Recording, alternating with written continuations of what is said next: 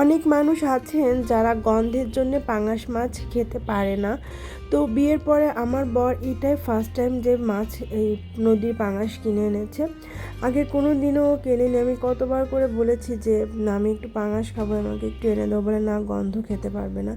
তো তারপরে এই যে এটা এনেছে, যদিও এটা নদীর পাঙাশ, তো তারপরেও আমি প্রথম যেদিন রান্না করি আমার মনে হয়েছিল যে আমার মা যেভাবে করে ওরকম স্বাদ হয়নি। একটু মনে হচ্ছিলো যেন আষ্টে গন্ধ আছে। তো আমি এই ফর্মুলাটা অ্যাপ্লাই করে দ্বিতীয়বার রান্না করেছিলাম, কোনো গন্ধ ছিল না এবং অনেক টেস্টি হয়েছিল। এর জন্য আপনাকে লেবু আর লবণ দিয়ে বেশ কিছুটা সময়, আমি প্রায় 40 মিনিটের মতো রেখে দিয়েছিলাম। দিলে পরে এই যে মাখানোর পরে সাদা সাদা একটা এরকম বের হয়, ওই পানিটা ফেলে দিয়ে আবার ধুয়ে নেবেন।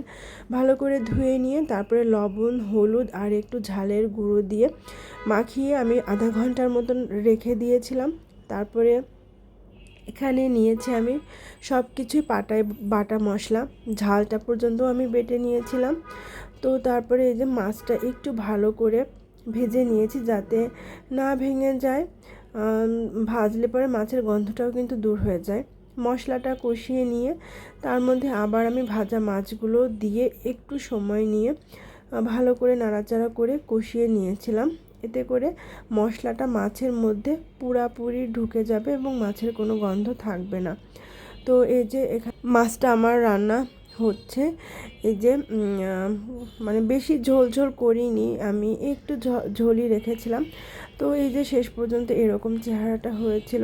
গরম ভাতের সাথে এটা একটু লেবু চিপে নিয়ে খেলে খুবই টেস্টি হয়। আপনারা রান্না করে খেয়ে দেখুন।